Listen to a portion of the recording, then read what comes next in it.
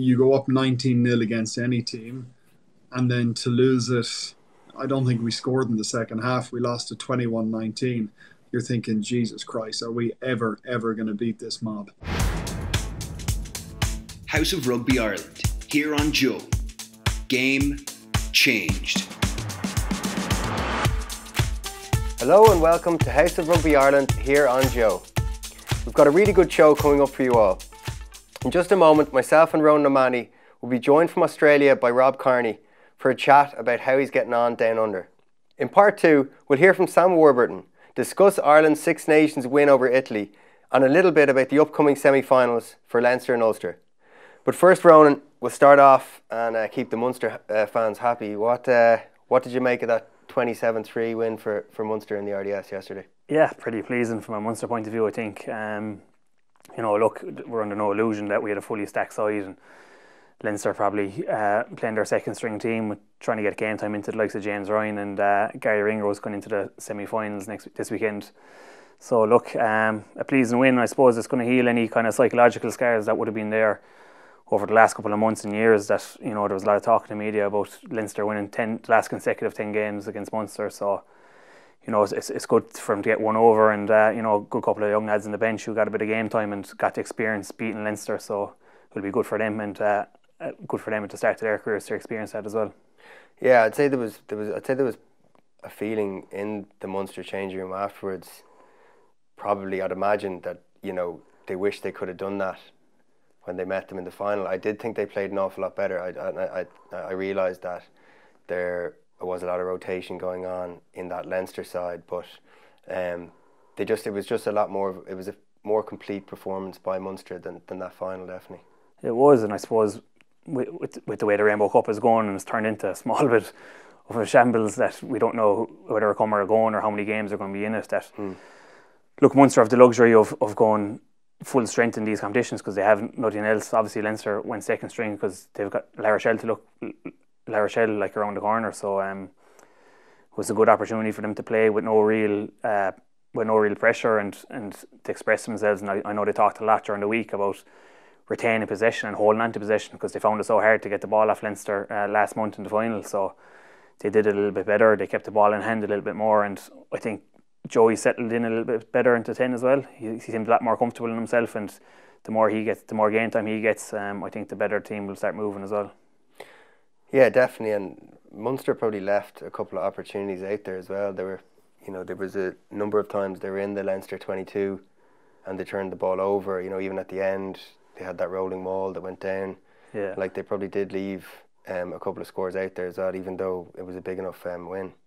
Yeah, they left a couple of scores out there. But look, I suppose from a Leinster point of view, it's going to be a big learning curve for the younger lads. They're probably down to their fifth choice out half. Did a couple of changes there before the game started, and it's going to be very good for those younger players in Leinster to experience that type of environment and get them up to scratch to what's needed to play in these high-level inter-pro games. But look, pleasing from a Munster point of view again.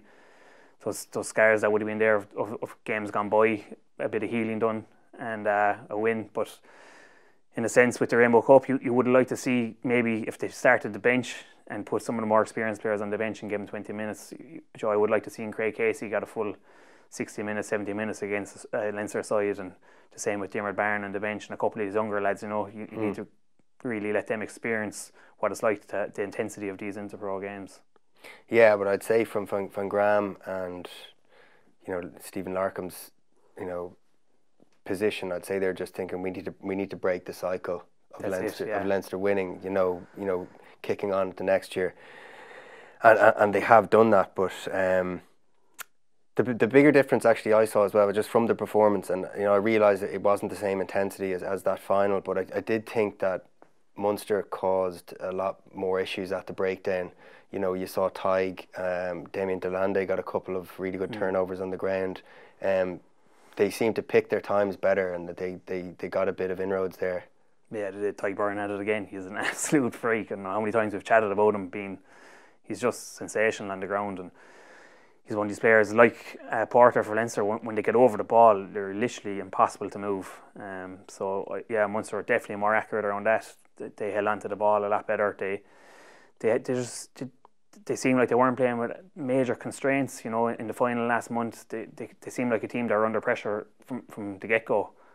Well, I think you know, they're a bit more relaxed looking. They obviously, as we talked about the Rainbow Cup, there probably wasn't as much pressure on them to perform, but and they had a full strength team against what would be a second string Leinster team. So you know, they're probably looking and going, this is one we should take advantage of, and they did, and they won convincingly, really. Definitely. And speaking of holding on to the ball, I saw CJ Stander kept the match ball after the game. Well, obviously, you know, for him, he's been on the receiving end of a number of losses against Leinster, so definitely a nice one for him before he flies back home to have gotten one up over the old rivals. It is, and as you talk about Rob about trying to beat New Zealand many times and then eventually getting there and doing it, I suppose it's, on a smaller scale, it's similar with Munster Leinster. You know, CJ's been on the back of 8 or 9 losses now against Leinster, and then you get a win no matter what way it comes or what tournament it comes in. They all count and they're all special. These, you know yourself from playing against Munster, and I know on the other side as well. There's always something at stake. It's never a dead rubber as such. So there's always a good intense rivalry there. Yeah. Definitely, there was a good win for Connacht over Ulster as well. They scored a try at the death up in Belfast, and it made for good viewing that game.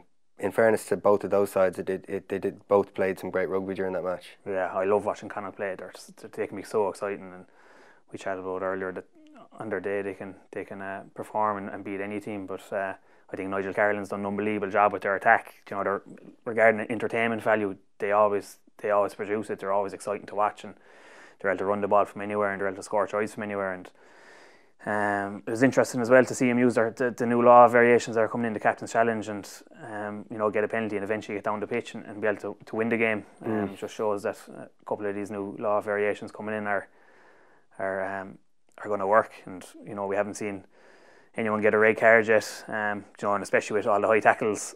You were the king of the high tackle back in the day. For Jesus, don't be bringing that stuff up on the show now. Come on. Sorry. No, I just remember you're hitting Damien Hyland when he played Edinburgh. But he bounced off the ground, like you hit him. Yeah, he did, to be fair. Probably one of the best shots. I remember Felix Jones showing to me, he's like, we need more, as a back three, we need more aggressiveness like this in our defence.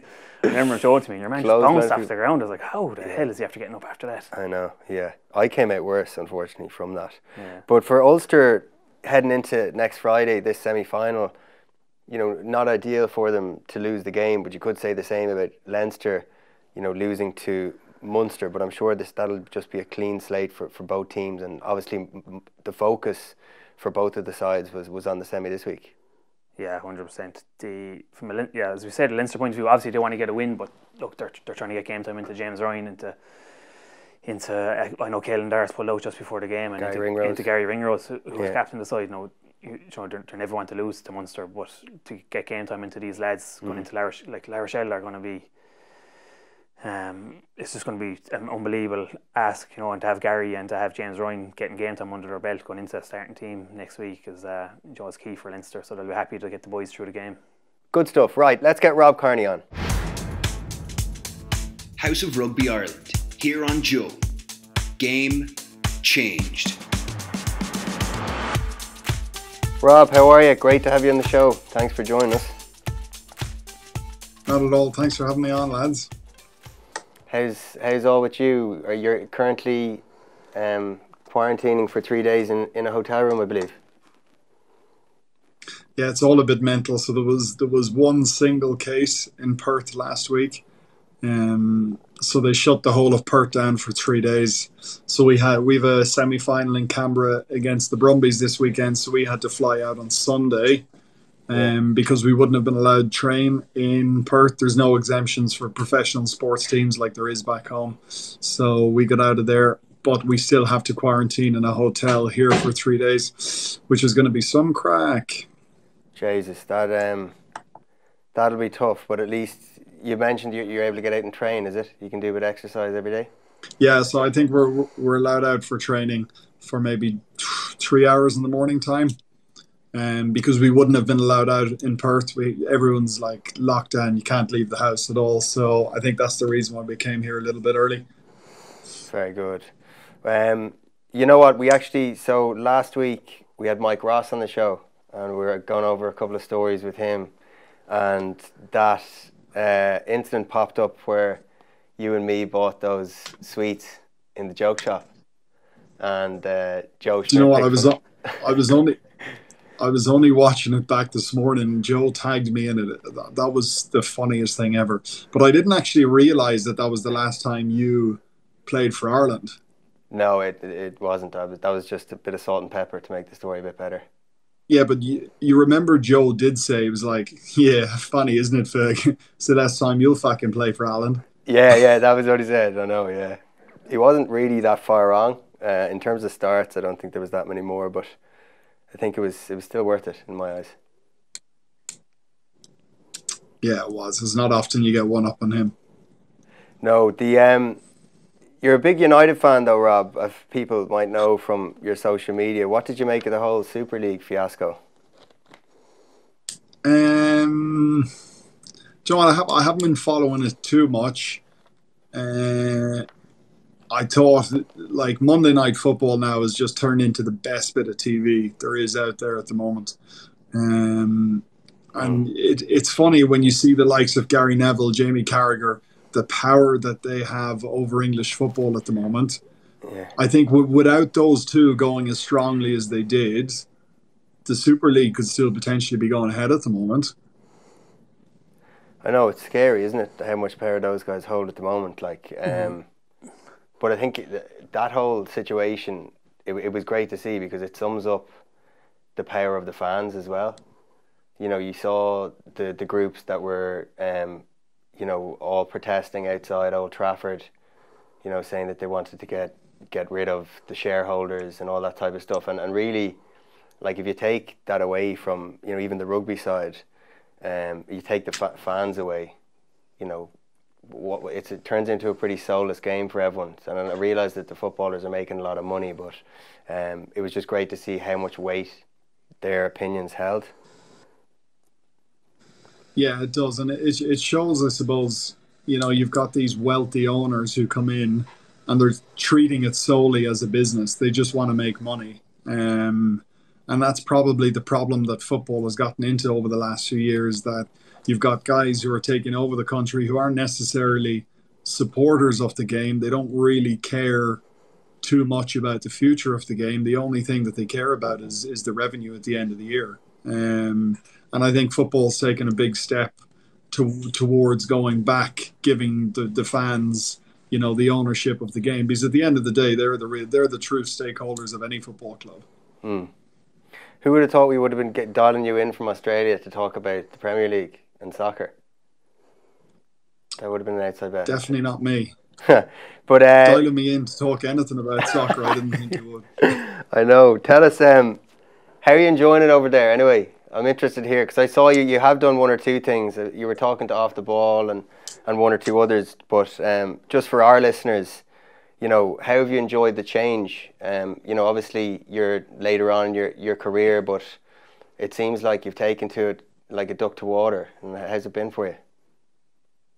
Yeah, it's been incredible. It's been such a breath of fresh air for me. You know, I think we'd obviously spoken back at the time the two of us were finishing it up, and you know, I didn't really want to finish up. I felt as if I could still have gone on for another season. There was still a bit of fire burning there to go and try and do something new, and the opportunity only came around really late. I guess I'd sort of resigned to the fact a little bit that I was going to be retiring alongside you in September time.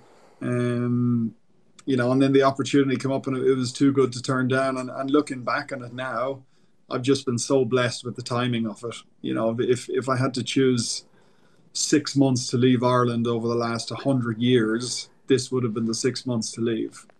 So I just feel really lucky that everything fell into place and timing worked out as well as it did.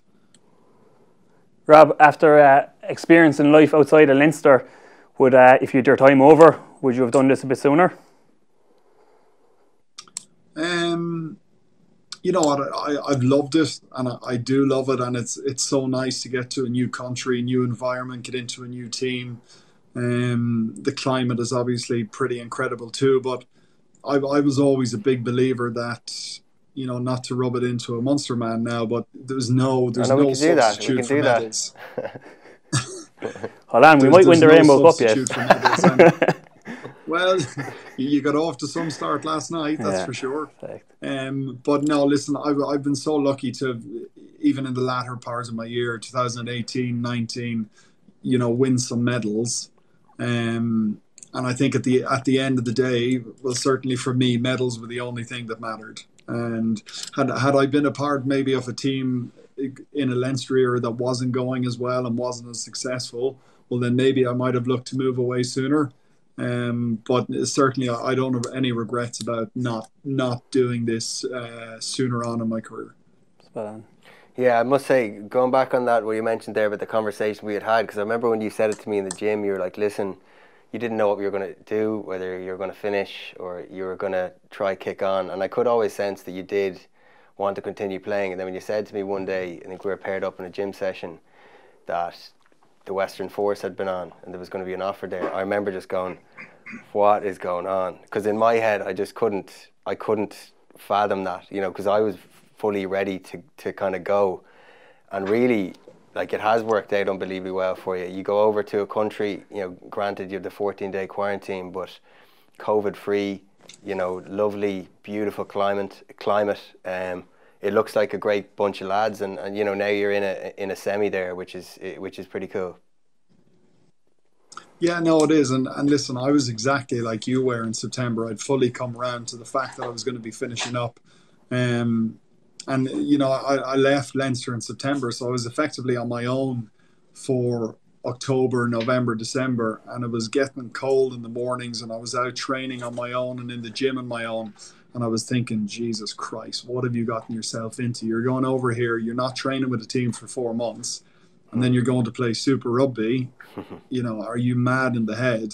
But thankfully, it worked out pretty well for me. Yeah, defo. Like, just before we go into a bit more of the Western Force's kind of position at the moment and how things have gone so far, will you kind of tell the listeners briefly on just our finish in Leinster? Obviously, so we went right up through school together. You broke into Leinster before me. We were lucky enough to stay there for the whole time. But our finish in the, obviously we're both, I can speak for both, was very grateful. The fact that we got to lift the trophy, signing on for that last 3 months, that was cool. But the finish for us was bizarre, is the only way to describe it. But between Christy Moore coming in for that, that gig that he did for us in UCD, and then afterwards, just the finish after we got knocked out by Sarries. Can you just tell the listeners kind of what exactly it was like for you, that kind of strange way that it finished up? Yeah, it was bizarre. It was so weird. I think, as players, you always, you sometimes think about how you're going to go out on the terms you're going to go out on. And, you fantasize a little bit over the fairy tale ending. Not everyone can have the sign off that O'Driscoll did. But, you think sometimes you might get something in between where you play your last game for Leinster and you're subbed off and you get to thank the fans and they get to thank you and whatnot. And you think you might be playing in the game. So, for us going onto a field in our tracksuits in an empty stadium, lifting the trophy obviously was unbelievable and we were both privileged to do it. But you're also a little bit uncomfortable in your tracksuit with 23 guys who have just played a game. They've won the trophy and then you're getting asked to lift it. So, that felt a little bit strange too. I wouldn't say I felt like a fraud, but did make me feel very uncomfortable that they'd put this massive effort in for 80 minutes, but we're the two lads who swan onto the field in our trackies and lift the trophy. Definitely, and even the, go in and we talked to the lads and said our thank yous to the players and staff, and we walked out of the building and there was no, go for dinner with a couple of the team or a get together, like a normal end to the season when people finish. Like that was probably the strangest thing for me, just getting into my car and leaving, and that was just it. Like this just shut off, Yeah, and because we were in lockdown and we couldn't really do anything, I'd say there's 90% of the squad that I haven't seen since the changing room after the Saracens game. And, that's pretty tough to take because, worst case scenario, you think you might all be able to go to the pub and have a massive piss up and have a few pints and reminisce about the old days. But there wasn't even any of that. And at the time you say, oh no, we'll make sure we get to get together in the Christmas party. But time goes on and people move on, and there'll be a lot of those boys that we won't see for a long time again. And that does hurt. It makes it a little bit more difficult. But that's just part of the times that we're living in, I guess, isn't it? You just got to roll with it and take it as it comes. Yeah, and watching over the years, like, no matter how decorated you are as a player, there's very few players who get a fairy tale ending. As you said, Brian O'Driscoll got a bit of a parade right inside the Aviva Stadium, but there's very few players who go out on their own terms, as in, you talk about COVID, and you look at someone like Paul O'Connell, and he went out with an injury and signed for Toulon and couldn't end up going through with it, and there is very few players who get that fairy tale ending from their home club. So yeah, it is hard to get out of the game with that. 100%. You were probably but I think in that sort of situation, you have to, and definitely what I did, I was just so grateful of the previous 15 years and all the game that had given me, as opposed to how it ended in the last month. So you have to be a little bit philosophical about it and say, okay, the ending was shit, but some of the days that I've had out in the previous 15 years were unbelievable. Yeah, couldn't agree with you more. I think one game or one small period of a long career doesn't define anything. It's the period before that. So I can vouch for you on that one there. Are you still watching? Would you watch any of any of the games aired over there, like Irish games? Did you watch any of the Champions Cup games, even whether it was Leinster, Munster, or any of that? Yeah, I still watch all of them. I still feel pretty heavily invested in watching all the games. And I think the fact that Dave is playing in all of them, that there's the extra onus on me there that I want to watch those. But the game last night, say, was on at 3:00 in the morning, so I didn't watch it. But I got up early this morning and watched it straight back. So I've watched all the games after them. Still watch a fair bit of the other Champions Cup games. I would find it hard just to completely switch off and not watch any of the games again. So it's nice to still be able to watch them, even though I'm from afar. Yeah, defo, and Dave is flying, in fairness, and hopefully he will be playing in these latter games of the Champions Cup as well.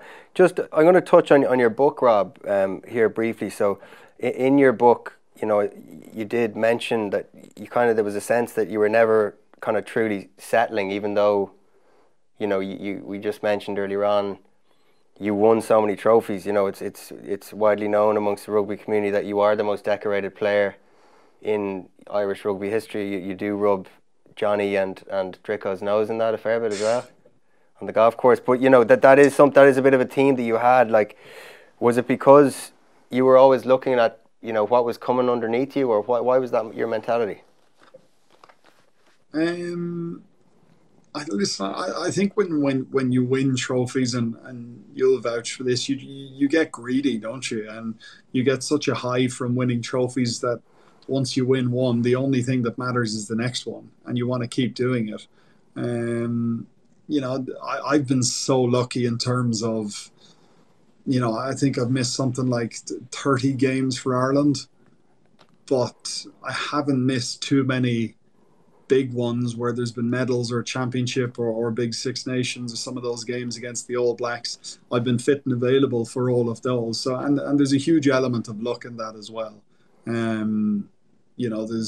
I could easily have missed, of those 30 games that I've missed, some of those could have been in the 2018 Grand Slam or 2009 Grand Slam or some of those All Blacks games. So again, I'm just very, very grateful that I was fit and available for some of the really big games that had allowed me to pick up some of those medals. Rob, obviously playing with your own brother Dave in the back three, was there ever a stage in your career when you thought, fuck, my jersey could be under threat here for my own brother? No. That was that. No. You know, I He's a think winger. we were He's a always winger. very lucky that he was an out and out winger and I was an out and out fullback. Now, granted I did absolutely have the top end pace to play in the wing. I could run a 10 meters per second, no problem. But nah, it was always. We were always pretty lucky that the two of us were generally fighting for the same position. Now, there was times, you know, in Leinster towards the end when myself and Jordan were battling it out for that 15 jersey, and if I started, he might sometimes move to the wing and Dave would get nudged out, or vice versa. And that did make it a little bit more difficult for some of the big games if I was in and he wasn't, or if he was in and I wasn't. You know, it might hurt a little bit more, but I think all in all, we were pretty lucky that the two of us never had to go head to head for a jersey on too many occasions. Yeah, definitely. And I think, you know, talking about those younger guys coming through, I suppose, you know, in fairness, Ireland had a brilliant finish to the Six Nations, but do you ever think that there is an appreciation for what you did for Ireland more after you retired, rather than when you were still playing? Do you ever think that? Because I think that there is probably, you know, there's opinion out there. You know, once you finished, I think there was times when the Irish public maybe took you for granted as, you know, what you did, you know, at fullback for Ireland for so long. I think when, you know, fans and supporters get used to seeing something, and then I suppose once you were gone, and obviously Hugo, in fairness, he has done brilliant in the period he's had, but there was a period there where, you know, Ireland were struggling in that position. Yeah, like I don't necessarily think that's probably a question for me to answer outright. I think you see it in sport an awful lot. You know, where a player or a competitor has been around for so long and they become a part of the furniture a little bit within an organization or within a team. And, you know, I think at times we can take people for granted. And as you say, it's only when they're gone that you think, oh, maybe, you know, actually what he did add a little bit more value to the team. But listen, to be fair to Hugo, he's come in, he's done unbelievable work. He's had a superb Six Nations. You know, he's still young and he's only going to keep growing in that position. Yeah, defo. I think they've got some really exciting younger guys coming through, like you mentioned, Jordan and you know, Hugo, and, you know, even the likes of Shane Daly. I thought he had a brilliant game for Munster. You know, they're guys coming through in that position that will be good. But, you know, back to your own career, Rob, and this is, you know, just for listeners and people that are watching, like what is the biggest sense of satisfaction you ever had after a match, you know, and what was it kind of connected to?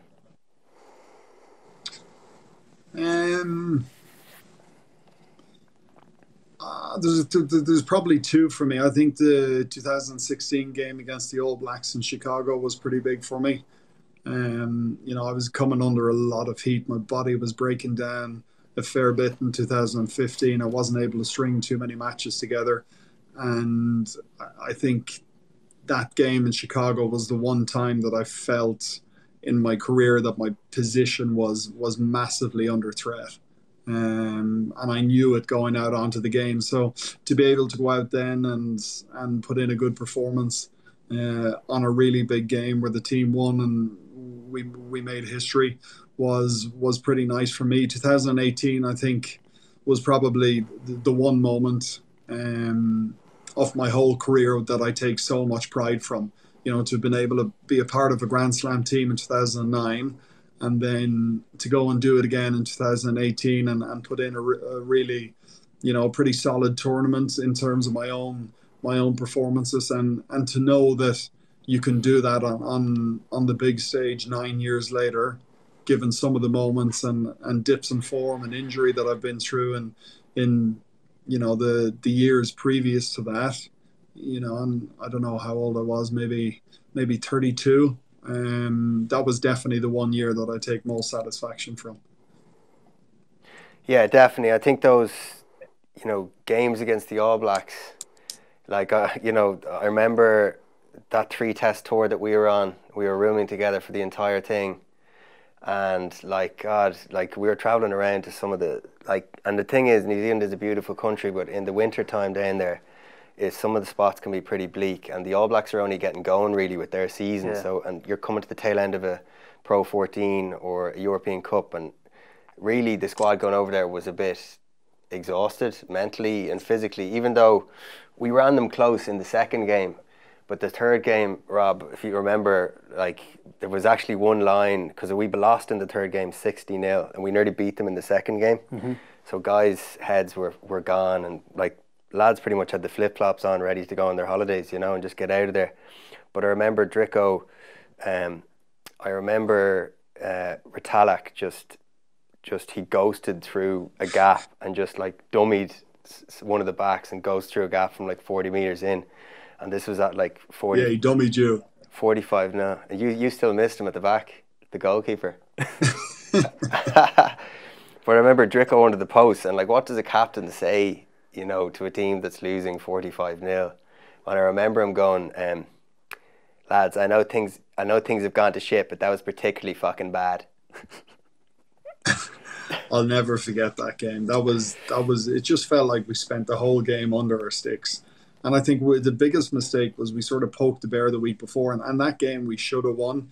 You know, to be fair to Nigel Owens, a really good ref, but he actually rode us at a scrum up the field that we should have got a penalty for, and they went up the other end, and Dan Carter kicked a drop goal. So we all thought, yeah, we're in this. You know, we just do the same next week, and we'll bang in there again. We might run them close. They came out of the blocks and they smoked us 60 points to 0. I know, and that I suppose that this point is the lead on to what you just talked about there, because the journey of that, and I wasn't involved in the game where Ireland nearly beat them during Joe Schmidt's first November. So I remember I missed out in that game. I'd broken my hand, and you guys nearly beat them. Remember, they had the kick in the corner. Aaron Cruden had another opportunity. Like, that was just like, for them to come back in the position they did. But then you roll on another number of years, and we beat them twice, and you're involved in those days. Like, that was just a pretty cool journey to have been on there. Yeah, it was. I think that game in Aviva was, you know, probably the worst defeat of my career. You go up 19-0 against any team, and then to lose it, I don't think we scored in the second half. We lost at 21-19. You're thinking, Jesus Christ, are we ever going to beat this mob? You know, so you look back on that 60 points to 0. I think we learned a huge amount from it. And even in you know, the 3, 4, 5 years after that 60-0 game was referenced a lot in our team meetings with Joe. You know, I think it took me 10 times before we actually beat them. So, you know, to get one up on that team and then subsequently go and do it a second time I think it was a massive thing for Irish rugby.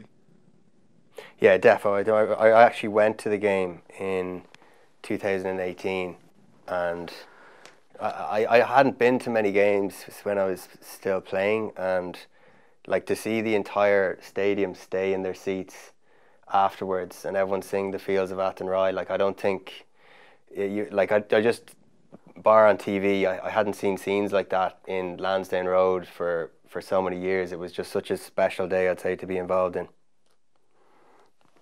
Yeah, it was unbelievable, and it was really the first, you know, one of the first big days that we got to have out in the Aviva. You know, we won the Grand Slam 2018 in Twickenham, 2009 in Cardiff. The championships were both Paris and Edinburgh. So the Aviva never really got to experience one of those really big days. You know, so it was unbelievable that we actually got to have one of those massive days where we either won a trophy or toppled off New Zealand, for it to happen in the Aviva. You know, especially after the first time we beaten them was in Chicago. So the Aviva never got to really experience any of those really, really big days. Yeah, it was brilliant. It's one of those, I think it was one of those iconic days for Irish rugby. But we'll have to touch on the Lions, Rob, as well, because obviously as a tourist, the last time the Lions were down in South Africa. You were there in 2009, and I remember vividly actually visiting you in hospital. I'm pretty sure I went in with one of your buddies from school. I think it could have been Andrew Lynch, and we went into hospital. The grapefruit was that. Yeah, you had the mumps. So Rob had the mumps, and you know, were you European Player of the Year that year, or you'd had a great season and you were in a great position to go, but.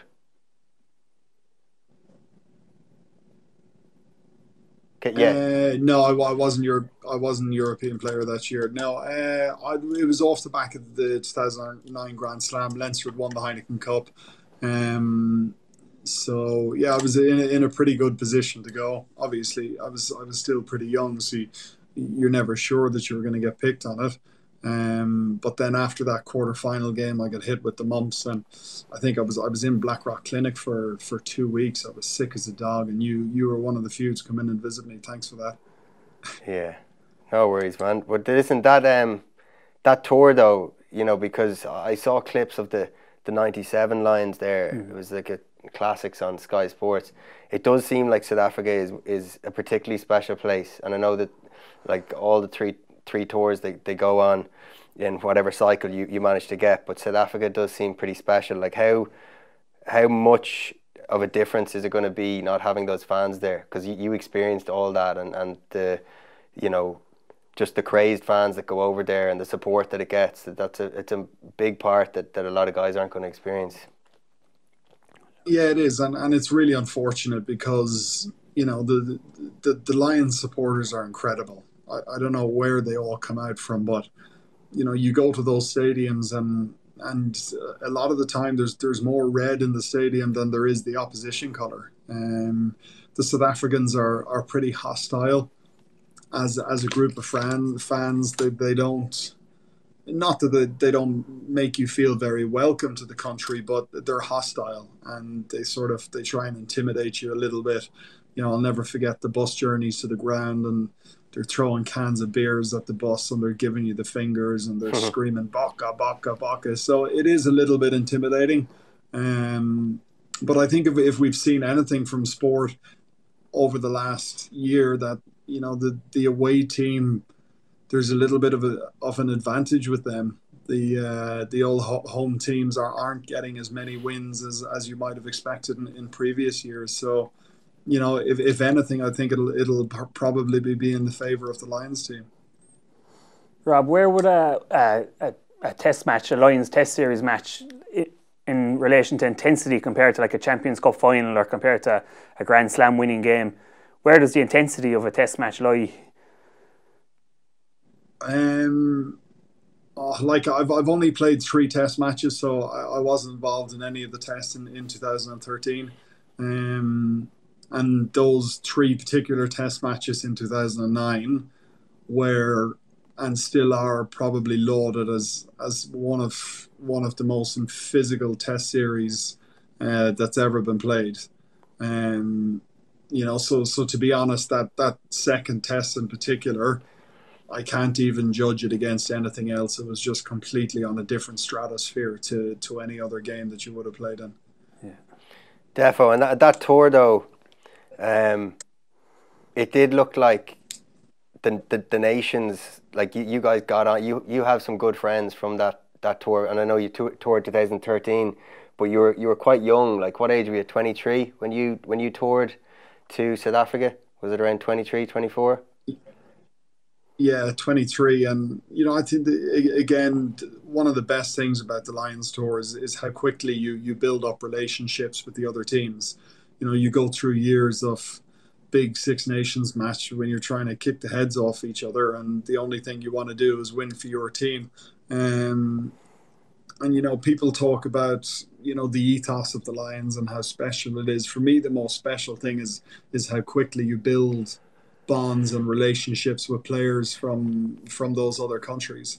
You know, 2009 was class because Ian McGeechan was head coach. There was still a little bit of an old school element to it. We went out in the piss during the week on Tuesday, Wednesday nights if you weren't involved in the game on Saturday. 2013, that element had completely gone. And I'd say it's even got progressively more professional as the time has gone on. So, definitely for me, that 2009 Lions tour was the most enjoyable tour that I've been on. And who were the kind of bigger characters on that squad? Like from other nations, you mentioned there you forge relationships very quickly because you've got that short time. You're coming into such an intense kind of test match period. Who were the bigger characters in that tour? It's often the ones that surprise you most. You play against guys like the likes of Mike Phillips for Wales, and he's an absolute arsehole on the field, and he's always getting in your face, and everyone's going after him, and no one likes him. And you see his name get selected on the squad announcement, you're like, Jesus Christ, how am I going to put up with this lad for 9 weeks? And then he ends up in one of the most soundest blokes, life and soul of the party, best friends with everyone. And again, that's one of the nice things that people who you have preconceived notions about end up in some of the soundest blokes. Yeah, definitely. I think there was a group of Welsh guys on that tour that were they were a bit older than you, but there was a few superstars there that had done brilliantly at test level for Wales for years. Like Lee Byrne was another, and obviously he started in that first test. And what was running through your head when he got injured? Do you know what? Lee Byrne was having the season of his life in 2009. He was playing incredible rugby. So I guess I very much went over on that tour, pretty content. Not content, but I knew that there was a good chance I might be playing second fiddle to him. It was my first Lions tour, so I was just delighted to be on it, to have gotten you the Lions gear bag with your initials on it. You feel as if you've just reached the top of the rugby world. You go into the tour 3 or 4 weeks, and then all of a sudden you're not satisfied with just being a Lions player. You want to be a test player. And he went down in the 38th minute of that first half, and I remember sitting beside Rog on the bench, and sometimes the best time is to go on a field is when you're not told you're going on. Someone just comes up to you and says you're on now. It's not going warm up for 5 minutes, and then that 5 minutes you had massive amount of head noise and every thought going through your head. So I was lucky that I just got thrown straight in when I wasn't completely expecting it. And it was nice to actually get 2 minutes in the first half, settle in, come in for half time, and then you go out in the second half after already, had a taste of it and caught your second wind a bit. Definitely. And then that second test, like, what were your memories from that? You scored one of the, I think it was 10 tries in your whole career in that match. 9, I think. But you did score a very important try in that game. But as you said, it was so physical. There was bodies dropping everywhere. What was it like? Because obviously you said there was a lot of red jerseys in the crowd, but I remember how hostile that South African crowd were as well. It must have been a pretty intimidating one. Yeah, it was really intimidating. That game itself was just barbaric. There was lads falling left, right, and centre. There's a few times in your career when you're just happy to be a fullback and at the very back of the field and let all the other 14 players in front of you do the tackling, and that was definitely one of those games. I was like, thank Christ I'm not playing up there. Definitely, yeah. And then 2013 tour was probably tougher for you, like, mentally, because you were on the tour, but things didn't fall your way probably as much as we talked about Lee Byrne, getting injury, you getting your chance, you taking your chance. 2013, it was probably a flip on that because you were battling with that hamstring injury at the time. Yeah, it was. I think the worst thing about 2013 was that in 2009 I already had that taste up in a test Lion and playing in those test series, and the whole Lions tour, everything is built towards those 3 test matches at the end. I pulled out of, I think we had a league final the day before we left for Australia with a hamstring strain, so I didn't get to play for 3 weeks, and I was always playing catch up. At the same time, Lee Halfpenny was playing unbelievably well. He was the out and out goal kicker at the time, and he was up in the high 90s%. So I knew pretty early on that I wasn't going to get too much of a look into the Test team unless he got injured. Yeah, and I think you kind of need to, get those breaks. I think getting over in a tour like that, there obviously is going to be nailed on starters, but we'll probably all see some guys that we never thought were going to be in the starting side for different reasons. And if there's anyone, who do you think will be, starting at fullback, Rob? And what would you be able to give us what your Lions 15 might be at this stage, or what you think it could be for the first Test? Oh, Jesus, lads, I wouldn't have a clue. I genuinely don't know. Playing it safe here. Give us the back line. Yeah, just give us the back line. Give us the back line. I think Murr will start at 9. Johnny, our own Farrell, at 10. I think Robbie's playing unbelievably well at the moment, so he's in there with a really good shout. I think 13 is very much up for grabs at the moment. In the back three, Anthony Watson is playing really, really well. Johnny May's playing really well. You've got Liam Williams there. Elliot Daly is a class player. He probably hasn't had the season as good as he has in previous years. That English team might be hampered a little bit in terms of their selection on the Lions tour, given how poor that they have been in the last year. But at the same time, you have a lot of guys there who produced one of the greatest games of rugby in that semi-final against New Zealand, so they will have a lot of credit in the bank. So it's always a tough one. I think everyone genuinely goes over on a Lions tour with a clean slate, and depending on how you perform in those first 3 or 4 games, the Test team, how you think might be now, is always really difficult to what you think it might be, or what it will be when the time comes. Yeah, because I remember it was 2009 when Earlsey went on tour. Yeah. And he hadn't played a huge amount with Ireland. He got kind of picked off the back of his performances for Munster, who were doing well in Europe at the time, and it just shows that someone. We always talk about bolters, especially in a Lions year, that there could be a couple of fellas that aren't being mentioned in the media and on people's team sheets that could still make it. Yeah, for sure. Yeah, and you even look at Earlsey and the season that he's had. He's had a really good Six Nations, so he's going to be banging there in terms of squad selection too. Yeah, it makes for exciting viewing and a few headaches for sure for that Test coaching ticket. But back to you, Rob, there quickly before we let you go. Just what is the last? Bearing in mind it's 11:30 here at night time. Yeah, we're only going to keep you for another half an hour, man. No biggie. Is the roommate asleep or is he awake? But my poor roommate's panned out. What's the lead in looking like for you guys now? And how is your body feeling? I know you pulled out of the game with a late injury there on Friday. Yeah, but body was really good at the start. I think I played 4 games on the bounce and was going really well, and then picked up an adductor strain against the Queensland Reds. And one of the problems with the Super Rugby is that you've 8 games in the space of 10 weeks, so you're always under pressure to try and get back as quickly as you can. And sometimes that has its own issues when you're pushing the boundaries and trying to get muscle, soft tissues back as quickly as you can. So I'm still undecided whether I'll be available for selection this week. We're in the semi-final of the competition against the Brumbies. The winners play the Queensland Reds the following week.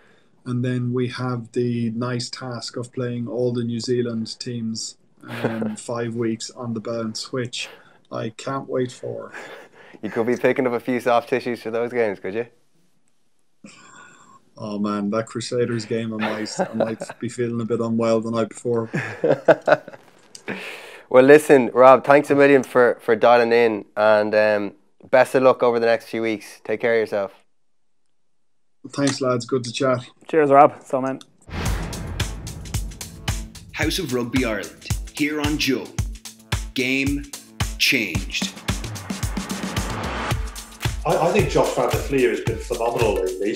He's been brilliant. And I'm not much of a stats guy, but he made the most meters out of any flanker in the Six Nations. I think he made the most tackles behind Justin Tipuric. I think he's such a good... Technically, he's a brilliant 7. Like, he does exactly what a 7 needs to do. So that's why I think you've got, this is where it's so tricky. You've got Watson, Curry, Van der Fleer, Tipuric and Navidi have got to fit into three. I don't know how you're going to do that, but I think the most impressive, Byrne and Van der Fleer have impressed me most. I think I say Byrne at 6 because I know Gatland, I think he'd be more inclined to pick somebody a bit heavier, because I know he really values that weight in the second row. When we used to play second rows who a little bit on the light side, he would flag it and say that's somewhere we could target. So I'm not sure. I think he'll be picked as a second row, back row. He can cover both. But as talking as test starters now, he'll definitely have game time, I think, if he goes at second row. But he's probably not one of his front line test starters for second row. So that's why I think the back row might come more into play. So I think players like himself, Maritoji, Courtney Laws, if he goes, they could all find themselves at 6. But I think that's why it makes them almost pretty safe picks to go, because you need players who can jump into that back row as well, and those guys do that. So Ty Burn, for me, is nailed on to go on tour. And he's got a great shout of being a test starter, and I think 6 could suit him as well. And Warren was talking about, when he was up last week, about that he's going to add more to his coaching staff. I was wondering if another kind of Lions and Vodafone ambassador, Paul O'Connell, might be a good call for that. You've toured with him before, haven't you?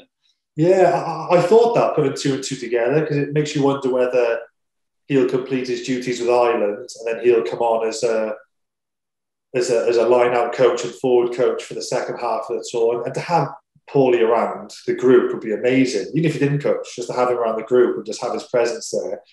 And people think he's like a brand new coach. Like, he's done a lot. He's done Munster Academy. He's been with Stade France. I think it was Stade Francais, wasn't it, in France? So he's got, he's been involved in 3 different environments already. This will be his 4th environment. So he's probably not as new and as novice as people think. And say, Paulie, for the second half of his career at least, he would have been pretty much the line-out coach as a player. So all your top line-out callers, whether it's, so the last tour, George Cruz was almost our line-out coach alongside Steve Borthwick. They consult with each other, they go through the moves, and then he then portrays it to the players. So Paul O'Connell has been in that coaching role, even though it's only formally for, say, maybe a few years. He's probably been doing that coaching role for like 10 years. So he's a very experienced line-out operator. So I think he'd be a great addition on tour. Just one last one for me. There's a feasibility study into like a women's Lions tour going on at the moment. Is that something you'd really back, like for the women's game to kind of, a Lions tour would do so much for it, wouldn't it? Oh, it'd be amazing. I'd absolutely love it, Obviously right now it would probably be dominated with England players, but then I think the incentive to play rugby would grow massively, and the funding would grow massively in the other nations as well. I think a ladies' Lions tour would be awesome. I would absolutely love to see that. So absolutely. Perfect. Thank you. Cheers, Pat. House of Rugby Ireland, here on Joe. Game changed. Just listening to that clip of Sam Warburton and going through some of his Lions picks and guys who've been informed, he seems to really rate Josh van der Fleer. Yeah, and Josh has been unbelievable, and he's had great performances for Leinster and Ireland, and subsequently been named as a nominee for European Player of the Year as well, So if you look at the other Irish nominees in it, with Furlong, Henshaw and these lads, and Hugo Keenan and a lot of the lads on it would be shoe-ins for a Lions tour, so there's no reason why Josh wouldn't either. So he's definitely putting his hand up for it. Yeah, he's been brilliant, and I think, such a reliable player, but I think since that Leinster back row has become one of the most competitive back rows in Europe, if anything, he's kind of thrived and with that competition, and he's kicked on and probably had to kick on, and he's got to be in the conversation for maybe being in that back row for the first test against South Africa.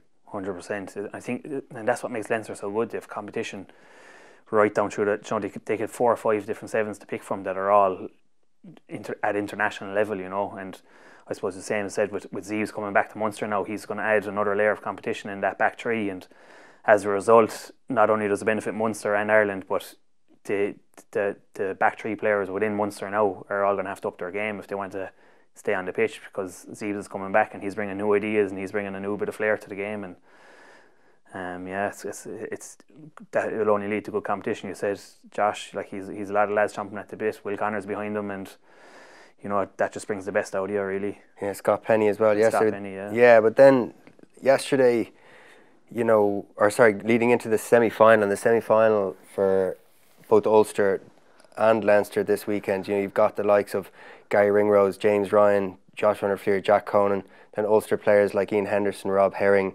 Jacob Stockdale. These guys, you're getting to a stage of the season now where big performances in these bigger games could nail them on to go to the tour, or maybe not to. So it's a great little shop window for these guys, because some other guys in other teams where they're knocked out of the competitions, they're not going to get these opportunities, and these guys will. And I think a few of the names that I mentioned there have some great chances to travel.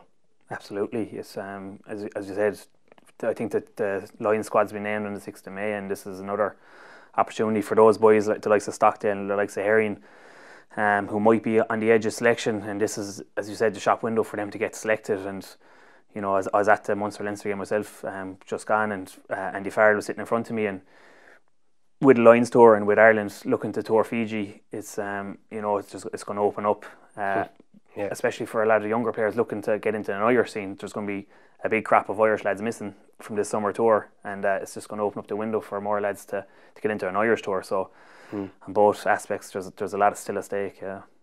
Yeah, definitely. And with that Leinster game, going away to La Rochelle, the fact that they're and your old mate Raj, he signed on there for another 3 years. He's obviously very happy there, and they're obviously very happy with him. But I'd say he'll be licking his lips going into this game with how well he knows, say Johnny Sexton, and how well he knows all these Leinster players. And I'm sure he'll be using all the knowledge there in the way that they're, cutting up the clips and seeing how they can go after the boys.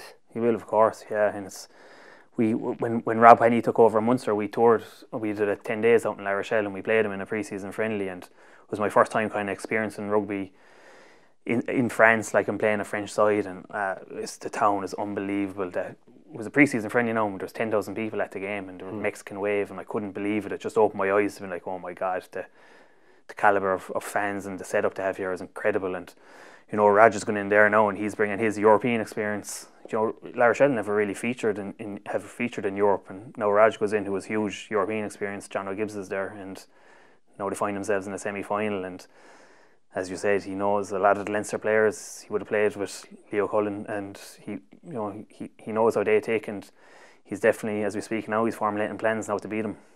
What do you think will be the winning or losing of that match for either team? I know La Rochelle's home record is pretty good. I think they went nearly 3 or 4 seasons unbeaten at home before COVID, so it's going to be a tough ask for Leinster. They're going to get huge confidence from getting one over in Exeter away. But I don't know. Look, they rely on a couple of big players. Aldred at number 8, Victor Vito, and then that absolute freak in the centre, Batia. He's like one of the most impressive players I've seen. And he generates go forward ball for them, and that's what they play off. And they've an unbelievable talented back three with Bryce Delan, Raymond Rule, and Dylan Lades. And I suppose they want to keep flow and movement in the game. I think if Leinster can negate Batia, which Robbie Henshaw's going to have to strap both shoulders for that one, I'd say. Yeah. And that'll be a start, but they've so much in the bank, it's going to be very hard to stop this. They're just going to have to contain that free flowing style. You saw in the last 16 and quarter final, the way when La Rochelle do get going and start playing that game, it's a massively an uphill battle. I think there'll be a big focus from Leinster's perspective this week, and probably back in the last week they're probably talking about it as well, just about stopping that and making sure there's two men connecting together in the tackle area so that they're not getting the ball away, because once they get in behind you, because I think if Leinster can shut that down, that they do have, like La Rochelle do have a number of forwards there. They're very, very large men. If you keep them moving for 50 minutes, they do get quite lazy in defence. And I think the way Stewart trains the guys, the way Leinster have been playing in their better performances this year, I think they can try and pick off those lazy defenders towards the back end of the game. Yeah, 100%. It's, as you said, La Rochelle are happiest when it's unstructured and it's flowing and it's moving, and the ball's kept moving. And if Leinster can contain them a little bit and bring them to 60 minutes and 70 minutes and still be in with a shot, then, as you said, these French teams sometimes can get lazy and holes start to appear, and that's where Leinster can, I think across Europe, the Irish provinces will be the more fitter sides, and they put a bigger emphasis on their strength and conditioning and their fitness, and being at the last 80 minutes, 90 minutes if needed. So, Leinster can definitely go there if it's required. Then Ulster away to the Leicester Tigers, in search of their first bit of silverware in quite a while, and I'm sure they've got high hopes, but it's not going to be an easy game for them over there. Leicester also in search of their first silverware, bit of silverware in a long time. Proud club. Their home record's very mixed, but they're tough to beat there. They'll all be on the line for both teams. Yeah, they'd be the closest to Munster out of all the English sides. I'd kind of compare them to a huge, massive tradition, and they're lacking a bit of silverware for a number of years, which is similar to us in Munster. So there's a lot of stake on the line, and it's massive for Ulster as well. It's, as you said, it's a shop window for a lot of lads looking to cement themselves in the Lions team and maybe in an Irish tour. And I'm not sure. I couldn't call it, to be honest. It's going to be very tight. Yeah, it is tough to call. I'm hoping for 2 Irish wins, though. I don't think that they're both two tough away games, but I think if Ulster and Leinster play well into the standard they have in the better games they both played this year, I think there'll be too much for both sides. But just the women's Six Nations then, and they finished on a real high, finishing third and beating Italy 25-5. What did you make the match? Yeah, look, I thought, obviously you'll take a win. I thought they'd beat them by more. I thought it'd be a massive backlash coming off this French game. I thought they'd really put high numbers on them, especially given the conditions in Donnybrook. It looked amazing. Obviously a lot of handling errors kind of negated that, and it's good to see a couple of good performances. I think Amy Lee Murphy-Crowe on the wing, she's I think she's going to steal the show over the next couple of years. I know there's a lot of talk about Bevan Parsons, but I think she's an outstanding player.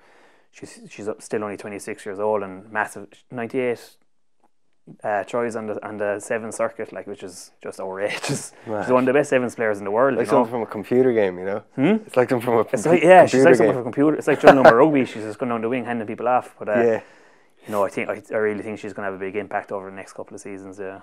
Then you've got Stacey Flood, who looks like a really good bet to be the next Irish out half. She seems like a really promising talent too. Yeah, I suppose another product of the sevens, great athlete, looked very composed, looked very comfortable in the 10 position. I suppose tidy up a couple of position specific skills there, because it will be new to her, especially at test level, and you have the makings of a really strong squad going forward.